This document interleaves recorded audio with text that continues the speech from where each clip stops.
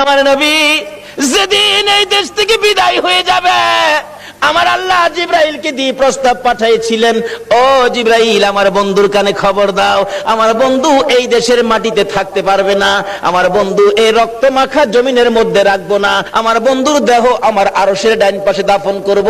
জিব্রাইল খবর নিয়ে ডাকতেছেন, হুজুর আল্লাহর সালাম গ্রহণ করুন। আমি জিব্রাইলের সালাম গ্রহণ করুন।